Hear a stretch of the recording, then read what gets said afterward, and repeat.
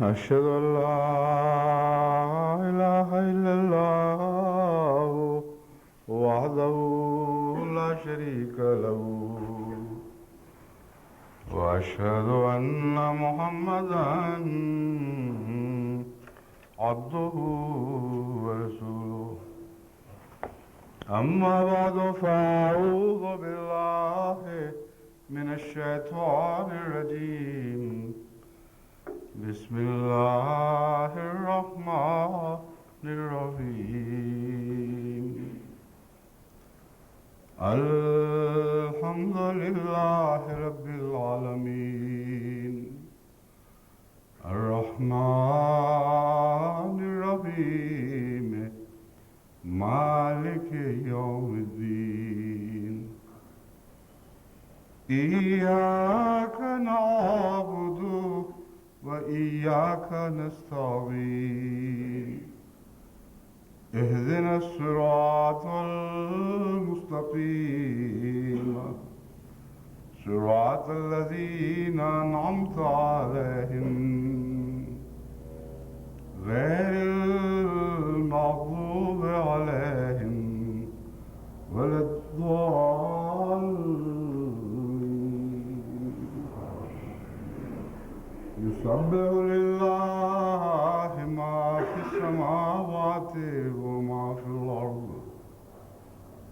ما في السماوات وما في الأرض الملك القدوس العزيز الحكيم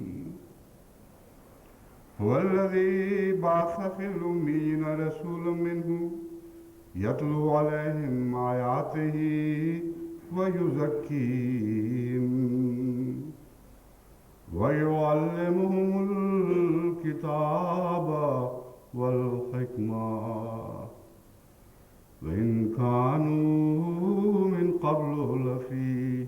ضلال مبين. حضرت اقدس محمد مصطفیٰ صلی اللہ علیہ وآلہ وسلم کے یہ رسالت کے 4 عظیم فرائض جو آپ کے سپرد تھے اور آپ کی رسالت کا خلاصہ ہیں، اس آیت کریمہ میں بیان فرمائے گئے ہیں، جس کی میں نے تلاوت کی ہے۔ اول مقصد ہر رسول کی بعثت کا خدا تعالیٰ کی آیات پڑھ کر سنانا ہوتا ہے، اور اسی طرح باقی 3 مقاصد بھی جو بیان ہوئے ہیں وہ بھی دراصل رسالت کے مقاصد ہیں، مگر بطور خاص حضرت اقدس محمد مصطفیٰ صلی اللہ علیہ وسلم کی ذات میں یکجائی صورت میں جس شان اور جس اعلیٰ ترتیب کے ساتھ قرآن کریم نے بیان فرمائے ہیں، ایسا ذکر دوسری کتابوں میں نہیں ملتا۔ اس تفصیلی بحث کی خاطر آج یہ میں نے تلاوت نہیں کی،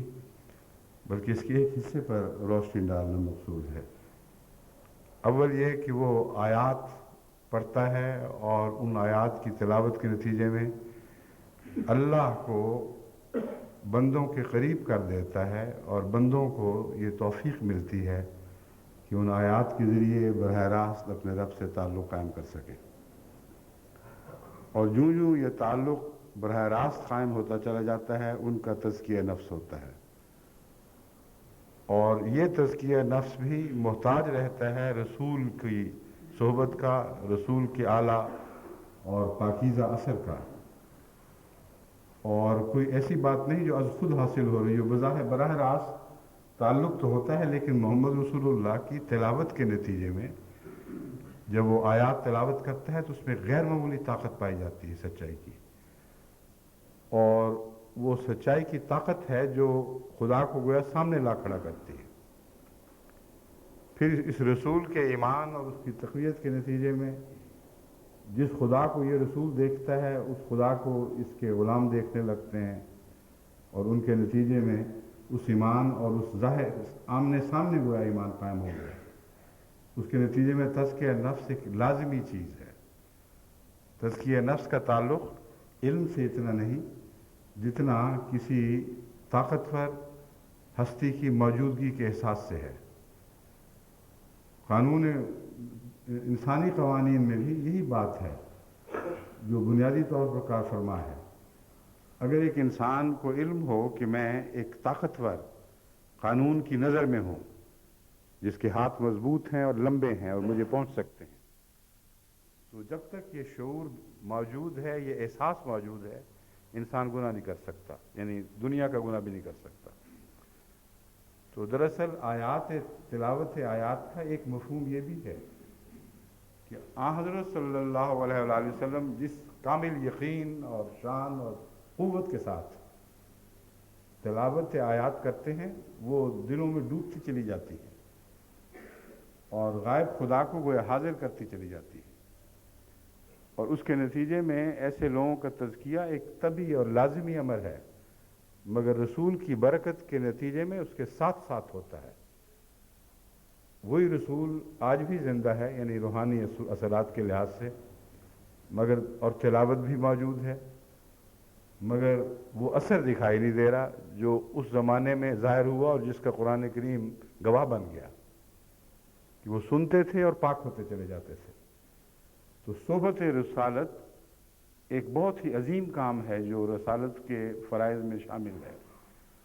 اور اس کی ضرورت سے انکار نہیں ہو سکتا۔ تلاوت اپنی جگہ، مگر رسول کی ذاتی صحبت اور اس کے تقدس سے تزکیہ حاصل کرنا، یہ مضمون بھی ساتھ ساتھ چل رہا ہے۔ پھر فرمایا وَيُعَلِّمُهُمُ الْكِتَابَ وَالْحِكْمَةَ، وہ انہیں کتاب کا علم بھی دیتا ہے اور حکمت کا علم بھی دیتا ہے۔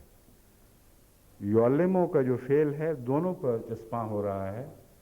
یعلمہم الکتابہ یعنی ان کو کتاب سکھاتا ہے، ویعلمہم الحکمہ اور ان کو حکمت سکھاتا ہے۔ یہ وہ مضمون ہے جس کے متعلق، یعنی علم اور حکمت کے مضمون سے متعلق میں چند احادیث آپ کے سامنے رکھنا چاہتا ہوں، کیونکہ علم اور حکمت ایک ایسی دائمی چیز ہیں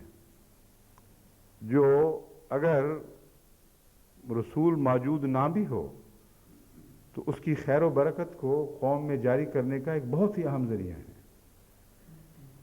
اور علم و حکمت ایک زمانے میں رسالت کی نمائندگی کا حق ادا کرتے ہیں، اس لیے علم و حکمت کے اوپر بہت زور دینے کی ضرورت ہے، اور روحانی اور دینی علوم کو اور دوسرے ہر قسم کے علوم کو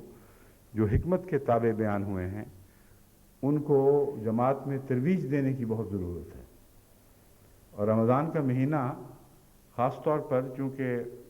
مقاصد رسالت کو قائم کرنے اور جاری کرنے میں بہت ہی مفید اور مفید مہینہ ہے،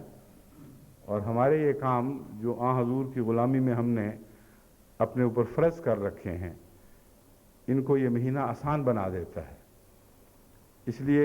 علم و حکمت سے تعلق میں کچھ نصیحتیں میں آج آپ کو کرنی چاہتا ہوں، تاکہ رمضان کی برکت سے وہ اثر جو پہلے نہیں ہو سکا اب اس مہینے کی برکت سے وہ اثر قائم ہو، اس کے نیک نتیجے نکلیں۔ حضرت ابو ہریرہ بیان کرتے ہیں، یہ ابن ماجہ کی حدیث ہے، عن ابی ہریرہ رضی اللہ تعالی عنہ قال قال رسول اللہ صلی اللہ علیہ وسلم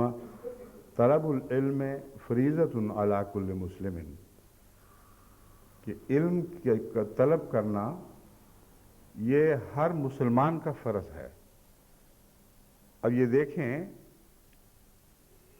فریضہ استاد سے ہٹا کر شاگرد پر ڈال دیا گیا ہے۔ استاد جو محمد رسول اللہ کا غلام ہے اور محمد رسول اللہ صلی اللہ علیہ وسلم کے نقش قدم پر چلتا ہے، اس نے تو علم پھیلانا ہی پھیلانا ہے، لیکن جنہوں نے اس سے فائدہ اٹھانا ہے ان پر اگر فرض نہ کیا جائے تو وہ ہلکے انداز میں بعض دفعہ باتوں کو لیتے ہیں اور اس پیروی کو ایک زائد خدمت کے طور پر سمجھتے ہیں، کی تو بہتر، نہ کیا تو کوئی حرج نہیں۔ اس غلط فہمی کا ازالہ ہمیشہ کے لیے حضرت صلی اللہ علیہ وآلہ وسلم کے اس ارشاد نے فرما دیا کہ طلب العلم فریضۃ علی کل مسلم، اگر تم مسلمان کہلاتے ہو تو یاد رکھو علم کی طلب کرنا اور کرتے چلے جانا یہ تمہاری شخصیت کا حصہ بن چکے ہیں۔ اور اس کو چھوڑ کر تم حقیقی معنوں میں مسلمان نہیں کہلا سکتے۔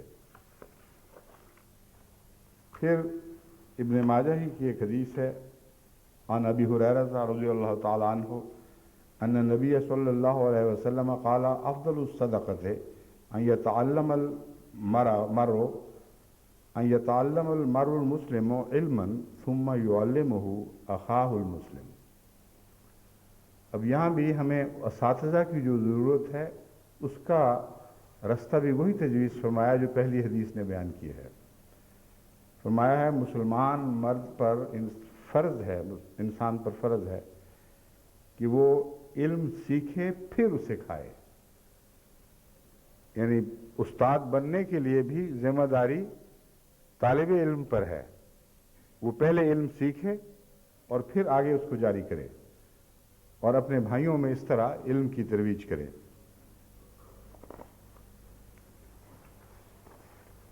پھر حضرت اقدس محمد مصطفیٰ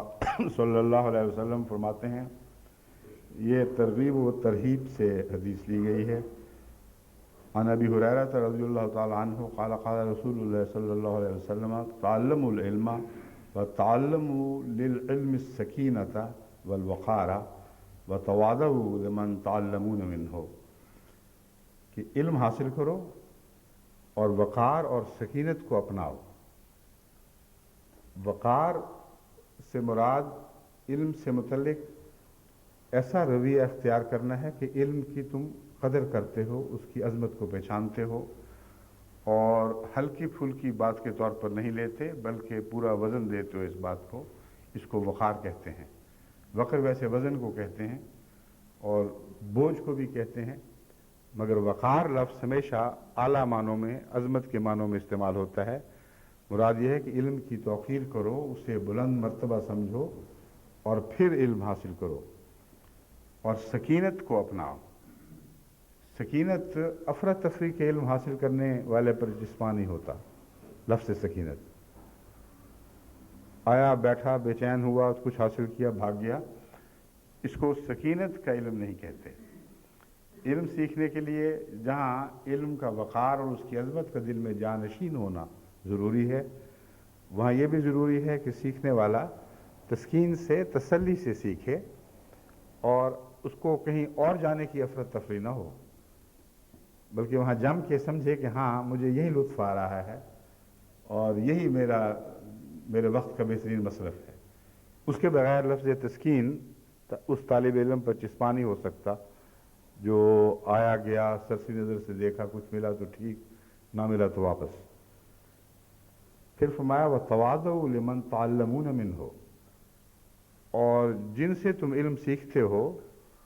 ان سے بھی انکسار کا معاملہ کرو، ان سے ادب اور احترام کا معاملہ کرو، کیونکہ اس سے علم پڑھانے والے کو، علم سکھانے والے کو بھی تقویت نصیب ہوتی ہے اور علم کا مرتبہ بڑھتا ہے۔ یہ جو علم سکھانے والے کے ساتھ عزت اور احترام کا معاملہ ہے، یہ محض دینی علم سے تعلق نہیں رکھتا بلکہ دنیا کے تمام علوم سے تعلق رکھتا ہے۔ اور دنیا کی وہ قومیں جہاں علم پڑھانے والوں کا وقار اٹھ گیا، جہاں ان کا احترام باقی نہیں رہا، ان کے ہاں علمی معیار ہمیشہ تنزل اختیار کر گیا ہے۔ اور آج انگلستان میں بھی یہ بحث اب بہت زور سے اٹھائی جا رہی ہے کہ ہمارے طالب علم اپنے استادوں کی عزت نہیں کرتے، ان کا احترام نہیں کرتے، ان کا کوئی ادب ان کے دل میں نہیں، نتیجتاً اب وہ گستاخ اور بدتمیز ہو چکے ہیں، بلکہ بعض استادوں پر حملے کرتے ہیں اور ان استادوں کو کوئی تحفظ نہیں ہے۔ نتیجتاً استادوں کے دل میں بھی علم سکھانے کا کوئی شوق باقی نہیں رہا۔ کہاں یہ کہ وہ جان ڈال کر ایسا کیا کرتے تھے اور اب کہتے ہیں ٹھیک ہے جو اس نے سیکھنا سیکھے، باقی جائیں جہنم میں جو مرضی کریں۔ بس علم کو گہرا نقصان پہنچتا ہے اگر طالب علم تعلیم دینے والی کی عزت نہ کرے۔ ہندوستان میں کسی زمانے میں یہ خوبی بہت تھی کہ استاد کی گہری عزت پائی جاتی تھی، اور محاورہ زانو ادب تہ کرنا یہ بھی اس بات کی نشاندہی کرتا ہے کہ ادب سے گھٹنے ٹیک کر زمین پہ لگا کر تہ کر کے بیٹھا کرتے تھے۔ لیکن پھر رفتہ رفتہ یہ چیزیں اٹھنی شروع ہو گئیں. آج سے بہت پہلے یہ تنزل شروع ہوا ہے، اور اکبر الہ آبادی نے اس مضمون کو یوں باندھا ہے، یہ دن وہ بھی تھے کہ خدمت استاد کے عوض دل چاہتا تھا ہدیہ دل پیش کیجیے. ایسا بھی زمانہ تھا کہ جب استاد ہماری خدمت کیا کرتا تھا تو دل سے یہ آواز اٹھا کرتی تھی کہ اتنے عظیم محسن کے لیے تو ہدیہ دل پیش ہونا چاہیے. بدلا زمانہ ایسا کہ لڑکا پس سبق.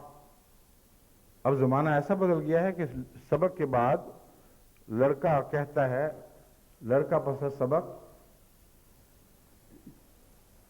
کہتا ہے ماسٹر سے، اب استاد بھی نہیں، ماسٹر لفظ عام آ گیا ہے، کچھ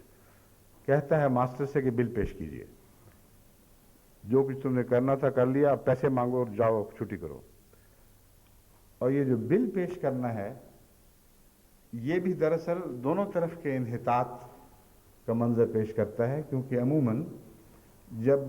تعلیم کے ساتھ اجرت لگ جائے اور تعلیم کا جذبہ اور شوق اساتذہ کو لوگوں کو تعلیم دینے پر آمادہ نہ کرے، اس پر اکسائے نہیں، بلکہ محض ٹیوشن کی طلب ہو، تو پھر لازماً یہی ہوگا کہ پیسوں کی خاطر تم پڑھاتے سے لو، پیسے لو اور چھٹی کرو. تو آن حضرت صلی اللہ علیہ وآلہ وسلم نے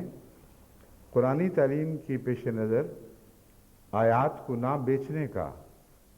ایک یہ بھی مفہوم سمجھا ہے کہ قرآن کی تعلیم جہاں تک ممکن ہے وہ بغیر معاوضے کے ہو، اس شوق میں ہو کہ قرآن پڑھایا جا رہا ہے. اور اللہ کے فضل سے جماعت میں ایسے بہت سے درس قائم ہو چکے ہیں، عورتیں بھی اور مرد بھی قطعاً کوئی معاوضہ نہیں لیتے، اور اسی روح کو بہت زیادہ ترقی دینے کی ضرورت ہے اور مزید رائج کرنے کی ضرورت ہے. مگر وہ اساتذہ جو استاد کے طور پر نوکر ہوں، اگر قرآن پڑھانا بھی ان کے فرائض میں ہے تو وہ روپیہ حرام نہیں، ہرگز. اور یہ نہیں کہا جا سکتا کہ قرآن کی آیات بیچتے ہیں، اس کا دراصل اور مفہوم ہے. مگر ضمناً اس مضمون کو اگر زیادہ آگے بڑھایا جائے تو یہ بھی اس سے شائستہ تعلیم ہمیں ملتی ہے کہ قرآن کریم کو محض قرآن پڑھانے کی محبت میں پڑھاؤ، نہ کہ کوئی ذاتی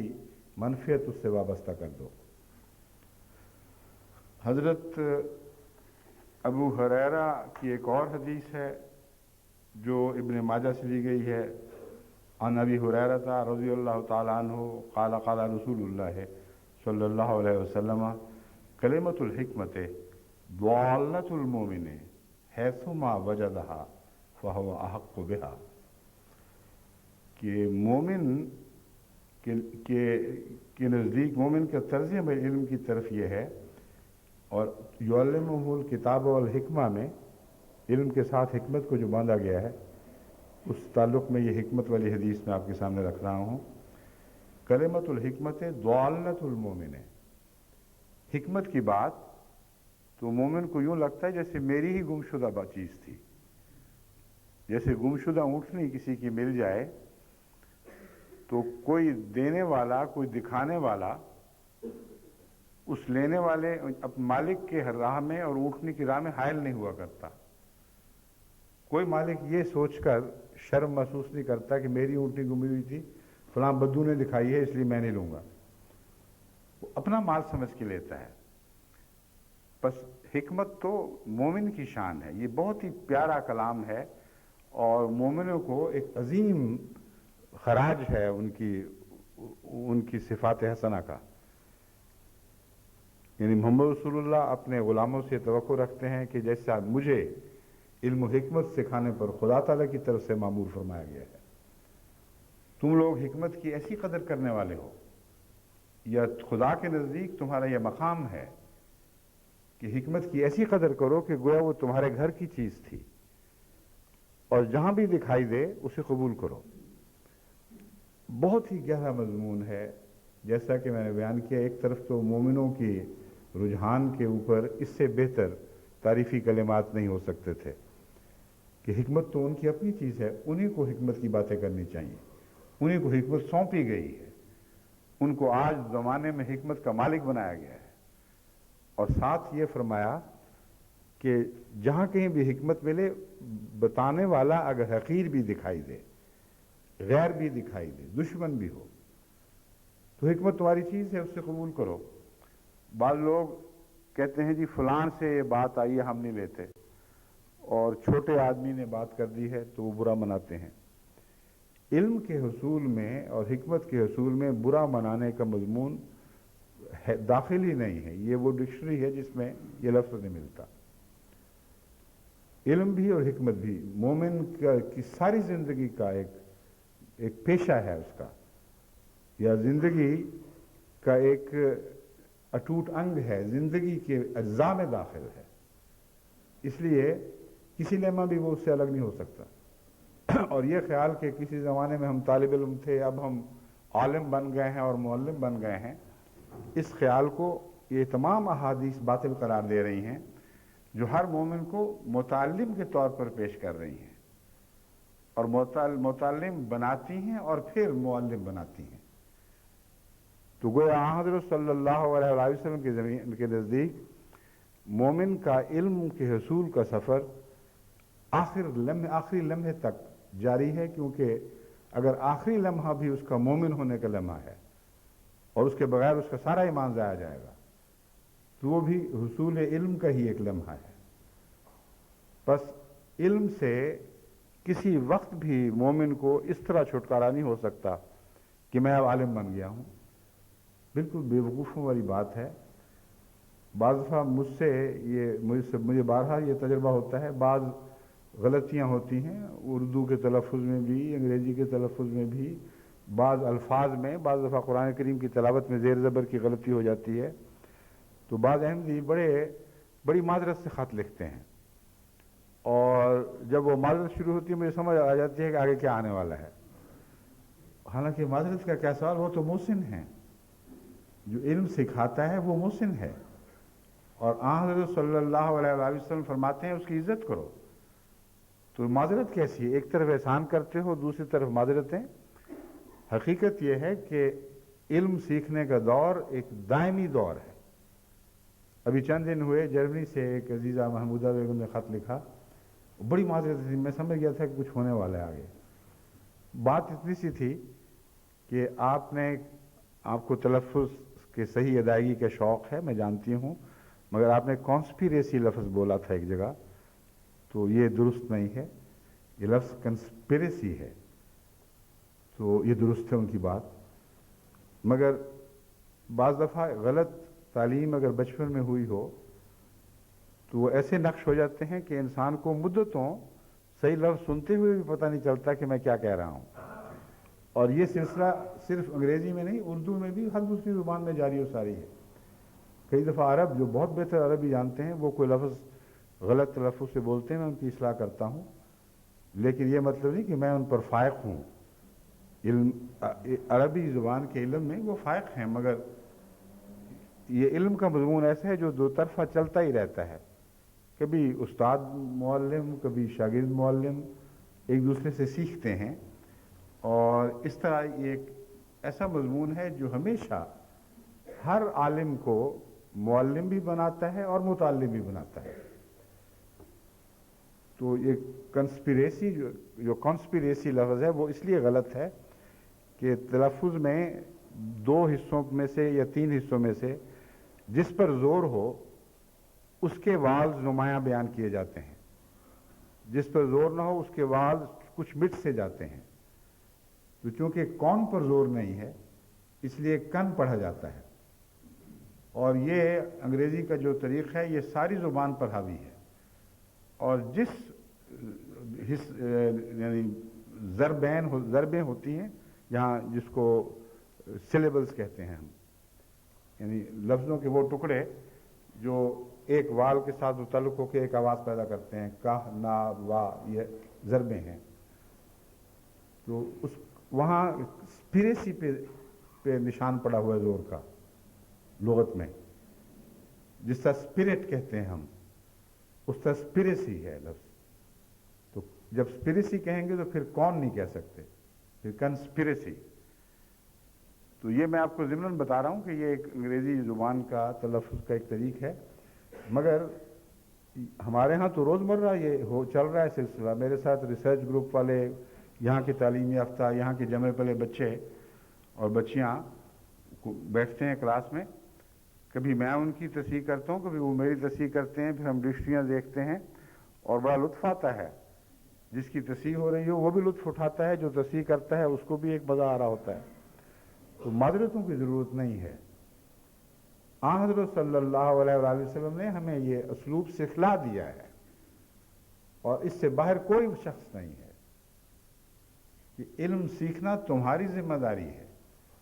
اور جو علم کی بات تمہیں بتاتا ہے اس پر غصہ نہیں کرنا، اس کے ساتھ عزت کا سلوک کرو، انکساری سے بات کرو، ہاں ہاں جزاک اللہ، آپ نے ٹھیک کر دیا۔ اور ساتھ ہی یہ یاد رکھو کہ حکمت کی بات تو تمہاری لونڈی ہے، تمہارے گھر کی چیز ہے، ویسے بھی شرمندگی کی کوئی بات نہیں۔ تمہیں اس پر ایسا حق ہے جیسے جو خدا نے تمہیں دے دیا ہے، پھر کہیں سے ملے اس سے قبول کرو۔ اور اسی زمانے میں آپ کو بتاتا ہوں کہ در حقیقت اس خط کے بعد جو میں نے اپنے گزشتہ حالات پر غور کیا تو مجھے پتہ چلا، یعنی پتہ تو پہلے ہی تھا لیکن نمایاں طور پر یہ بات ایسی سامنے آئی جو میں نے کہا میں آپ کو بھی بتاؤں، کہ جو میرا طالب علمی کا زمانہ تھا وہ تو دراصل طالب علمی کا زمانہ تھا ہی نہیں۔ وہ تو سیر و تفریح اور اپنی مرضی کی کتابیں پڑھنا اور اپنے شوق پورے کرنے کا زمانہ تھا۔ اسکول تو ایک مصیبت تھی۔ میرا تو طالب علمی کا زمانہ اسکول سے فارغ ہونے کے بعد یا کالج سے فارغ ہونے کے بعد شروع ہوا ہے، اور اصل میں طالب علم میں خلیفہ بننے کے بعد بنا ہوں۔ ساری جماعت اللہ کے فضل سے میری معلم ہے، اور اللہ تعالیٰ نے یہ وسیلے مجھے عطا فرمائے، اور میں جو ان کو دیتا ہوں آن حضرت صلی اللہ علیہ وآلہ وسلم کی تعلیم کے مطابق علم حاصل کرتا ہوں اور علم دیتا ہوں، دونوں طرف برابر کا رشتہ ہے، سوائے ان باتوں کے جو خدا خاص طور پر سکھلاتا ہے۔ وہ ایک الگ مضمون ہے جس میں بندے کا بیچ میں دخل نہیں ہوتا، غیب سے اللہ تعالیٰ مضامین عطا فرماتا ہے، دلوں پہ ڈالتا ہے، اور اس قوت کے ساتھ وہ مضامین نازل ہوتے ہیں کہ اس میں کسی انسانی تعلیم کا، اس کی کوشش کا، یا طالب علم کے اپنے کسی علمی نور کا دخل نہیں ہوتا۔ تو اس کے سوا جو روزمرہ کے دستور ہیں ان میں کوئی انسان بھی علم سیکھنے سے بالا نہیں ہے۔ اور جہاں تک دنیاوی علوم کا تعلق ہے، ایک موقع پر آن حضرت صلی اللہ علیہ وآلہ وسلم کے متعلق قطعی پکی پختہ روایت ہے کہ کھجور لگانے والوں کی ایک غلطی آپ نے دیکھی۔ ایک دفعہ میں نے غلطی سے کہا تھا کہ پنیری ایک طرف سے دوسری جگہ منتقل کر رہے تھے، وہ یہ غلطی نہیں تھی، کچھ اور تھی، مجھے بعد میں بتایا گیا، مگر لگانے والوں کو آپ نے دیکھا کہ شاید وہ غلط کر رہے ہیں، اور اس پر ان کو سمجھایا کہ کیا ضرورت ہے اس کو چھیڑنے کی، اس کو یوں ہی رہنے دو۔ اور وہ چونکہ قریب قریب درخت تھے، وہ فصل مر گئی۔ بعد میں حاضر ہوئے کہ یا رسول اللہ، آپ نے تو فرمایا تھا اور ہم نے آپ کے علم اور بات کے تقدس میں ویسا ہی کیا اور ہمارے سارے درخت ضائع ہو گئے۔ آپ نے فرمایا اللہ تعالیٰ نے مجھے دین سکھانے کے لیے بھیجا ہے، ایگریکلچر سکھانے کے لیے تو نہیں بھیجا کہ زراعت سکھاؤں تم لوگوں کو۔ لیکن اس کے باوجود یہ تو رسول اللہ علیہ وسلم کے انکسار کا ایک عظیم الشان مظہر تھا، لیکن آپ نے تو ہمیں سب کچھ سکھایا۔ خدا گواہ ہے، اپنی ساری زندگی پر نظر ڈالتا ہوں،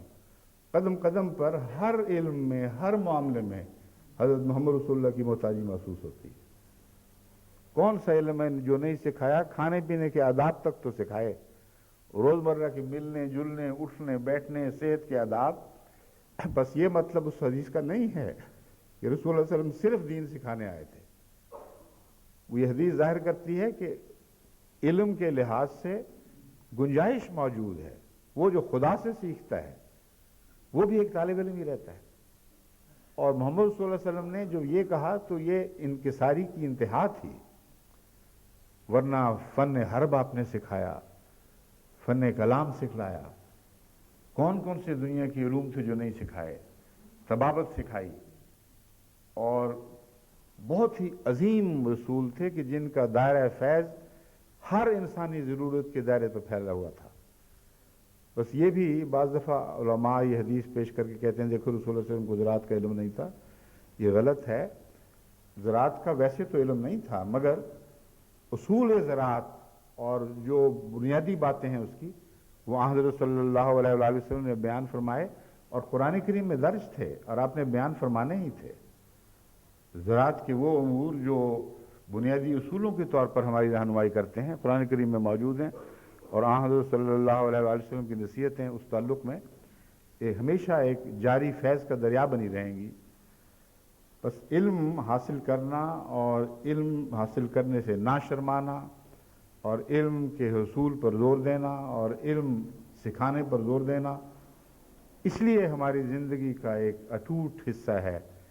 کہ ہمارے آقا و مولا حضرت محمد رسول اللہ صلی اللہ علیہ وآلہ وسلم کی رسالت کا ایک اٹوٹ حصہ تھا. آپ کے مقاصد کا ایک کبھی الگ نہ ہونے والا حصہ تھا، جو ساری زندگی ایسا فرض تھا جو ہمیشہ آپ نے ادا فرمایا اور بہترین طریق پر ادا فرمایا ہے. بس اس ضمن میں آپ کی طرف اب توجہ دلانا چاہتا ہوں کہ جو چند باتیں ٹیلی ویژن کے ذریعے، یعنی چند علوم سے تعلق رکھنے والی باتیں جو ٹیلی ویژن کے ذریعے سکھانے کی کوشش کی جا رہی ہے، اس ضمن میں سمجھتا ہوں کہ جماعت کو ایک دفعہ پھر یاد دہانی کی ضرورت ہے کہ وہ ان باتوں کو ہلکا پھلکا نہ سمجھیں. بہت ہی اہم چیزیں ہیں اور انقلابی فوائد رکھتی ہیں، اور اگر آپ ان کو عام کریں گے اور سنجیدگی سے نصیحتوں پر عمل کریں گے اور ان معاملات میں میرے مددگار ثابت ہوں گے تو اللہ تعالیٰ آپ کو جو اجر دنیا اور آخرت میں دے گا وہ تو الگ ہے، لیکن یہ فیض جو لوگ بھی اٹھائیں گے، جو آپ کی وساطت سے پائیں گے، ان کا فیض پانا بھی آپ ہی کی طرف منسوب ہوتا چلا جائے گا، اس میں سے آپ کو بھی حصہ ملتا چلا جائے گا. بس سنجیدگی سے ان نصائح پر عمل کریں. ابھی تک مجھے یہ شکوہ ہے کہ وہ لوگ جن کی ذمہ داری یہ تھی وہ بات سمجھ نہ سکے، ورنہ عموماً تو جماعت ہمیشہ بہت خلوص کے ساتھ اور بڑی مستعدی سے لبیک کہتی ہے. بس میں یہ حسن ظن رکھتا ہوں کہ وہ کچھ لوگ بات سمجھ نہیں سکے اور جس طرح طریق کو منظم کرنا چاہیے تھا وہ نہیں کیا گیا. حضرت صلی اللہ علیہ وآلہ وسلم نے ایک موقع پر فرمایا تم جنت کے باغوں میں سے گزرو تو خوب چرو. صحابہ نے عرض کیا یا رسول اللہ ریاض الجنہ ہوتا کیا ہے؟ آپ نے فرمایا علمی مجالس،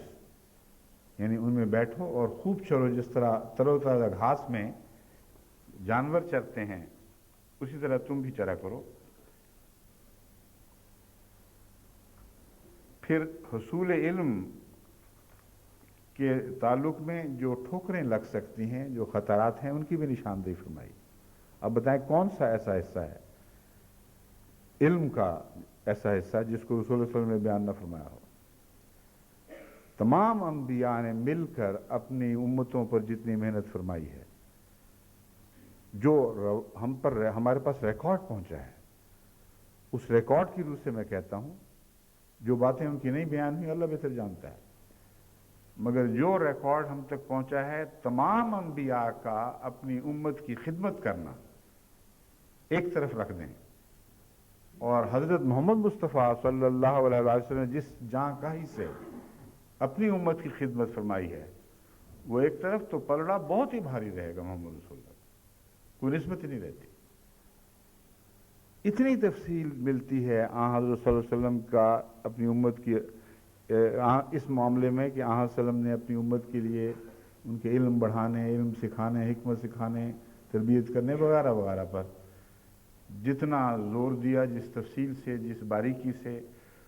تمام ضروری مطالب کو کھول کھول کر بیان فرمایا، اس کی کوئی مثال کسی دنیا کے نبی کی روایات میں، خواہ وہ کچی روایات ہوں وہ بھی اکٹھی کر لیں ان میں بھی نہیں ملے گی. مبالغے والی روایات میں بھی وہ مثال نہیں ملتی جو حضرت صلی اللہ علیہ وآلہ وسلم کے سلسلے میں مستند روایات سے ہمیں حضور کی محنت کا علم ہوتا ہے. فرمایا तुम इल्म इस गरज से हासिल ना करो कि उसके ज़रिए दूसरे उलमा के मुकाबले में फ़ख्र कर सको। इल्म इस गरज से नहीं है कि तुम तफाखुर के लिए इस्तेमाल करो। इसके ज़रिए ना इसलिए हासिल करो कि जुहाला में अपनी बड़ाई और अकड़ दिखा सको, कि बैठो जुहाला में बातें करो कि जी मुझे ये आता है और तुम्हें ये नहीं आता। ये सब लागू बातें हैं और नापसंदीदा बातें हैं। झगड़े की तरह ना डालो और ना इस इल्म की बिना पर अपनी शोहरत और नामनमूद के लिए मजलिसें जमाओ। जो शख्स ऐसा करेगा या ऐसा सोचेगा उसके लिए आग ही आग है, उसे मसाइब व बलियात और रुसवाई का सामना करना होगा। अब ये वो चीज़ है जिसके लिए दुआ की ज़रूरत पड़ती है, क्योंकि इंसान खुद जितना अपने नफ्स से गाफिल है उतना शायद और किसी चीज़ से गाफिल ना हो। क्योंकि बसा औक़ात इंसान सारी ज़िंदगी अपने साथ गुजारा करता है और अपने आप को नहीं जानता। बाज़ों की मरते वक्त आँख खुलती है, बाज़ों को उस वक्त भी नहीं खुलती। यौम हशर ही को खुलेगी जब उनका हिसाब होगा, जब उनकी जिल्दें, उनके अज़ा उनके खिलाफ गवाही देंगे। तो ये मज़मून ऐसा है जो दुआ की तरफ मुतवज्जे करता है। बसा औक़ात इंसान के साथ उसके नफ्स की नमूद उसके ज़हनी ताकतों के साथ साथ काम कर रही होती है। नफ्स के नमूद की तमन्ना उसके अंदर ऐसी दबी हुई है कि हर कोशिश, हर मामले में वो शैतान की उम्निया की तरह उसके सोचों पर, उसकी नीयतों पर, उसके अमाल पर असर डाल रही होती है। बस इस मामले में भी, इल्म के मामले में भी ये दुआ करनी चाहिए कि अल्लाह ताला जैसा चाहता है वैसा हम इल्म सीखें और अपनी तरफ से ऐसा इल्म ना हासिल करें जो हमारे लिए नुकसान का मूजिब बने।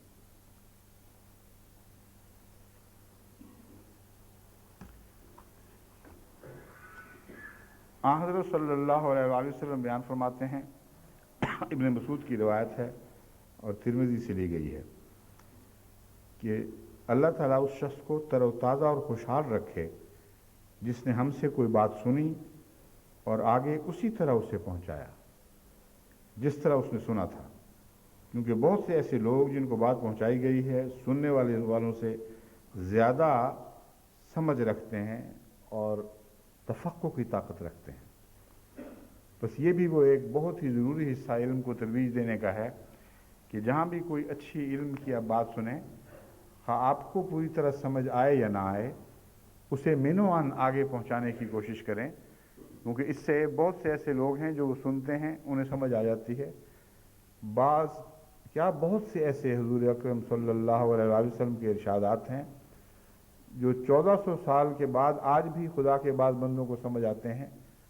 और बीच में बड़े बड़े गौर और फैज़ पाने वाले मौजूद रहे लेकिन पूरी तरह समझ न सके। और आइंदा ज़माने में भी यही होगा। क़यामत तक के रसूल होने का एक ये भी माना है कि आपकी बातें मुख्तलिफ ज़बानों में इजहार के लिए मख्फी तौर पर मौजूद हैं, लेकिन जब उनके इजहार का ज़माना आएगा तो अल्लाह ताला खुद ऐसे बंदों की तरबियत करेगा, उनकी रहनुमाई फरमाएगा जिनको उनका शऊर अता होगा और फिर मोहम्मद रसूलुल्लाह सल्लल्लाहु अलैहि वसल्लम की बातों को समझकर वो अपने ज़माने को फैज़ पहुँचाएँगे। बस ये भी एक हज़रत सल्लल्लाहु अलैहि वसल्लम के दायमी मौल्लिम होने का सबूत है। पहले लोगों के ख़िलाफ़ कोई गुस्ताखी नहीं कि वो नहीं समझ सके थे, आज कैसे कहा बाद लोग समझ गए। इसलिए कि हज़रत सल्लल्लाहु अलैहि वसल्लम की बातें भी उन ख़ज़ाइन की तरह हैं जिनके मुताबिक कुरान करीम फरमाता है कि हमारे पास महफूज हैं, लेकिन हम उनको नाजिल करते हैं हस्ब क़दर, हस्ब ज़रूरत, हस्ब मौका। जब ज़रूरत पेश आती है हम उन ख़ज़ाइन को इस तरह निकालते हैं गोया वो नाजिल हो रहे हैं, पहली दफ़ा गोया तुमने देखे। बस जैसी किताब है वैसा ही रसूल है, वैसी ही गहराइयाँ उसके कलाम में पाई जाती हैं। बस किसी ज़माने में उसकी बातों की कुना को पा लेना ना पहलों की तख़फ़ीफ़ है, ना मोहम्मद रसूलुल्लाह सल्लल्लाहु अलैहि वसल्लम के मुतल्लिक़ ये कहा जा सकता है कि ऐसी बात कर दी जो 1400 साल समझ नहीं आज समझ आनी थी। इसलिए कि वो वक्त वही था खुदा के नज़दीक।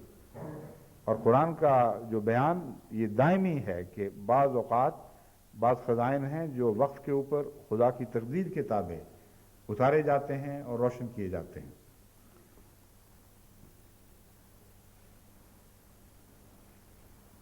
ایک موقع پر ایک صحابی ابو حنیفہ روایت کرتے ہیں کہ میں نے دیکھا کہ ایک مجمع سا لگا ہوا ہے، میں نے توجہ کی، اپنے والد سے پوچھا یہ کیا ہے؟ تو انہوں نے فرمایا کہ صحابی عبداللہ بن حارث زبیدی نے یہ مجلس لگائی ہوئی ہے اور رسول اکرم صلی اللہ علیہ وسلم کی باتیں کر رہے ہیں۔ کہتے میں دوڑ کر اس مجمع میں داخل ہوا تو دیکھا تو سنا کہ یہ کہہ رہے تھے کہ جو شخص بھی تفقہ فی الدین پیدا کرتا ہے اللہ تعالیٰ اس کے تمام کاموں کا خود متکفل ہو جاتا ہے اور ایسی جگہوں سے رزق کے سامان مہیا کرتا ہے کہ اس کو وہم و گمان میں بھی نہیں۔ بس تفقہ فی الدین سے مراد یہ ہے کہ دینی احکام پر غور کرتے رہنا اور ان کی حکمتوں تک رسائی کی کوشش کرنا، اور یہ یعلمہم الکتاب والحکمہ کہ جو دوسرے پہلو ہے اس کی طرف توجہ دلانے والی نصیحت ہے۔ علم تو ہے لیکن اس علم کی کنہ، اس کی غرض و غایت، اس کے اندرونی راز، کن معنوں میں وہ اس کو دوسروں پر چسپاں کیا جا سکتا ہے یا اور دوسری چیزوں پر چسپاں کیا جا سکتا ہے، بہت وسیع مضمون ہے۔ لیکن خلاصتاً یہی ہے کہ علم حاصل کرنا کافی نہیں جب تک اس میں ڈوب کر اس میں مضمر حکمتیں، اس کے اندر پوشیدہ عقل کی گہری باتوں تک آپ کی رسائی نہ ہو۔ اور فرمایا جو ان باتوں میں وقت صرف کرتا ہے اس کے رزق میں برکت دی جاتی ہے۔ اب یہ عجیب بات ہے، رزق کی برکت سے اس کا بظاہر کیا تعلق ہے، لیکن اسی بات میں ڈوب کر دیکھیں تو سمجھ آ جائے گی،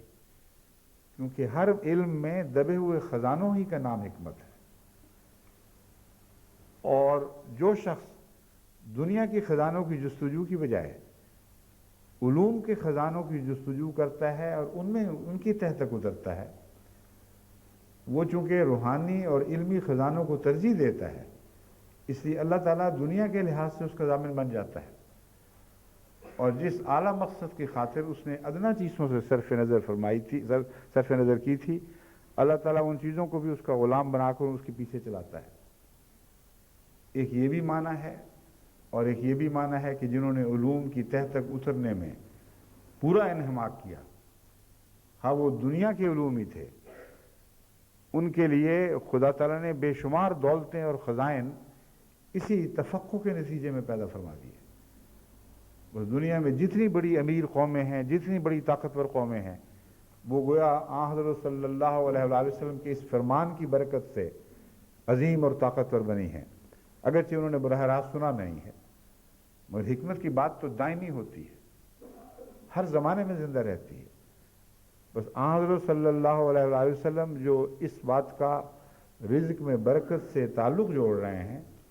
یہ کوئی فرضی بات نہیں ہے، بہت ہی گہرا مضمون ہے اور حقیقی اور دائمی مضمون ہے۔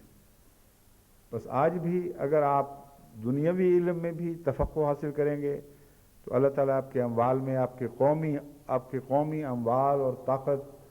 اور آپ کی وجاہت میں برکت ڈالے گا، اور ایسی قومیں پھر غریب نہیں رہتی جو علم کے نیچے اتر کر اس کی تہ تک جا کر ان کی حکمتوں کی تلاش کرتی ہیں۔ اور انفرادی طور پر وہ لوگ بھی جو دین کے معاملے میں تفقہ کرتے ہیں اور گہری کھوج لگا کر علم کی باتوں کی تلاش کرتے ہیں، ان کی تہ تک پہنچتے ہیں، ان سے یہ خدا تعالیٰ کا ایک اور اس رنگ میں بھی وعدہ پورا ہوتا ہے کہ ایسے لوگوں کے اموال میں برکت ملتی ہے، ان کی اولاد کے اموال میں برکت ملتی ہے، بعض دفعہ نسل بعد نسل وہ ان برکتوں کو کھاتے ہیں۔ بس حضرت مسیح موعود علیہ السلام کے وہ صحابہ جنہوں نے تفقہ میں بہت زیادہ وقت صرف کیا ہے اور محنت کی ہے اور لوگوں کے لیے فیض کا موجب بنے، ان کی اولادیں دنیا میں پھیلی ہوئی بہت ہی خدا تعالیٰ کے سے رزق اور فضل میں انعام یافتہ ہیں، مگر پتہ نہیں ان میں سے کسی کو احساس بھی ہے کہ نہیں، یا سب کو احساس ہے کہ نہیں کہ یہ وہ ان کے آباء و اجداد نے جو تفقہ فی الدین کیا تھا، یہ اسی کی برکت ہے کہ ان پر دنیا کے خزانے بھی اونڈے لے جا رہے ہیں۔ بس حضرت صلی اللہ علیہ وسلم کی باتیں ایسے معلم کی باتیں ہیں جس کو خدا نے علم سکھایا ہے، اور ان باتوں کو ہلکی نظر سے دیکھنے سے آپ کا اپنا نقصان ہوگا، ان میں ہی ڈوبیں تو یہ تفقہ فی الدین ہے۔ حضرت ابو قتادہ کی روایت ہے، ابن ماجہ سے لی گئی ہے، کہ آن حضرت صلی اللہ علیہ وآلہ وسلم نے فرمایا بہترین چیزیں جو انسان اپنی موت کے بعد پیچھے چھوڑ جاتا ہے وہ تین ہیں: نیک اولاد جو اس کے لیے دعا گو ہو، صدقہ جاریہ جس کا ثواب اسے پہنچتا رہے گا، اور ایسا علم جس پر اس کے بعد والے عمل کرتے رہیں۔ تو علم کو عمل سے جوڑ دیا ہے، اور حقیقی علم وہی ہے جس پر عمل ہو سکے اور جس کے نتیجے میں عمل سے فائدہ پہنچے، ورنہ وہ علم جو زبانی کلامی بحثوں سے تعلق رکھتا ہے، جیسے بعض دانشور اکٹھے مجلسیں لگاتے اور بظاہر علم کی باتیں کر رہے ہوتے ہیں، لیکن اس کے پیچھے کوئی عمل بعد میں نہیں آتا،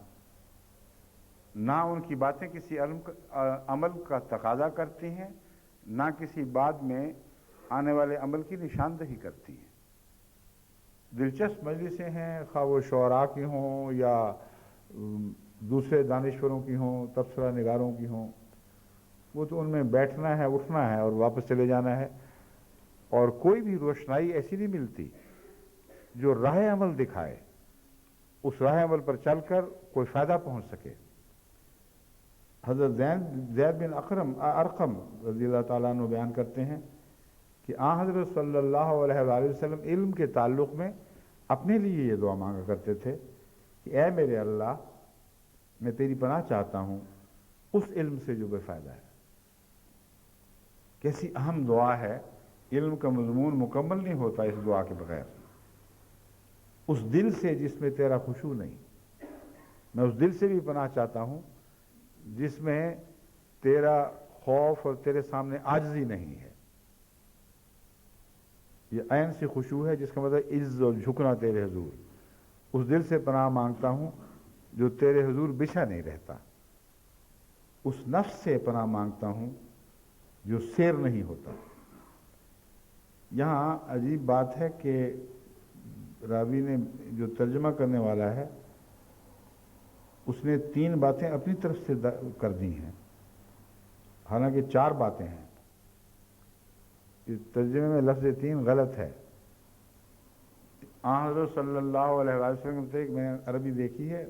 اس میں تین کا کوئی ذکر نہیں۔ یہ روایت ہے کہ رسول اکرم صلی اللہ علیہ وسلم اپنے لیے یہ دعا مانگا کرتے تھے،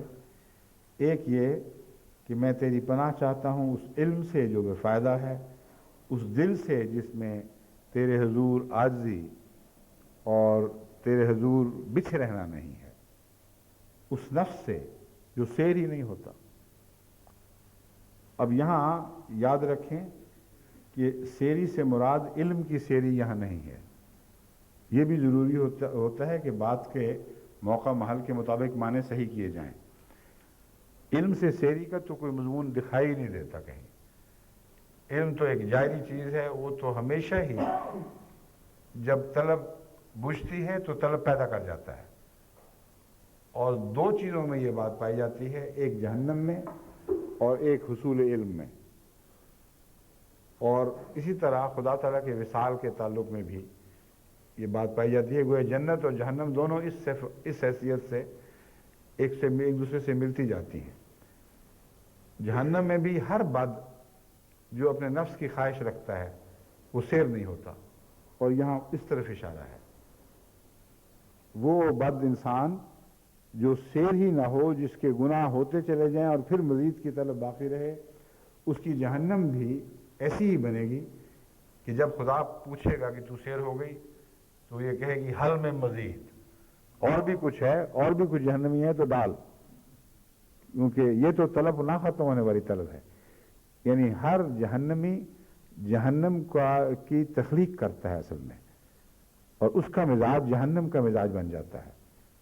لیکن یہ جو سیری ہے، یہ اس سیری کا نہ ہونا اس کا نیکی سے بھی تعلق ہے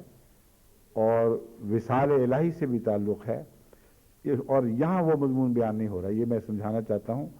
کہ وہاں بھی یہی مزاج ہے کہ سیری نہیں ہوتی۔ اور پھر اس دعا سے پناہ مانگتا ہوں جو قبول نہیں کی جاتی. یہ مضمون ایسا ہے جسے ٹھہر کر سمجھنے کی ضرورت ہے. بعض دفعہ دعائیں قبول نہیں ہوتی، کچھ دیر کے بعد قبول بھی ہو جاتی ہیں.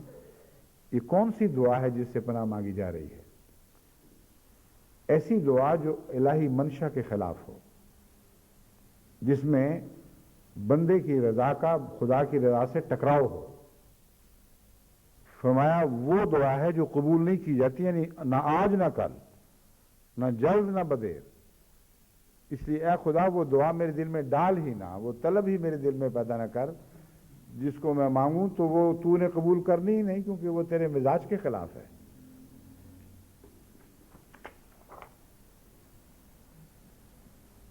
بس یہ وہ علم کا مضمون ہے جس کو مد نظر رکھتے ہوئے میں نے آج آپ کو بعض اور نصیحتیں بھی کرنی تھیں جو علمی کام سپوز ہوئے ہیں، جو ایم ٹی اے کے ذریعے جاری ہیں، جن میں عدم تعاون کی وجہ سے بعض لوگوں کی لا علمی کے نتیجے میں اب تک ساری دنیا کی جماعت انتظار میں بیٹھی ہے کہ وہ پروگرام کیوں نہیں شروع ہو رہا ہے.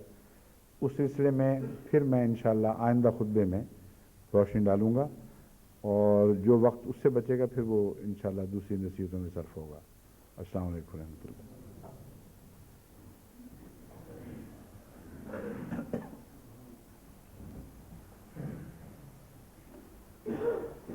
الحمد لله نحمده ونستعينه ونستغفره ونؤمن به ونتوكل عليه ونعوذ بالله من شرور أنفسنا ومن سيئات أعمالنا. من يهده الله فلا مضل له ومن يضلله فلا هادي له. ونشهد أن لا إله إلا الله وحده لا شريك له ونشهد أن محمدا عبده ورسوله. عباد الله رحمكم الله، إن الله يأمر بالعدل والإحسان وإيتاء ذي القربى وينهى عن الفحشاء والمنكر والبغي يعظكم لعلكم تذكرون. اذكروا الله يذكركم وادعوه يستجب لكم ولذكر الله أكبر.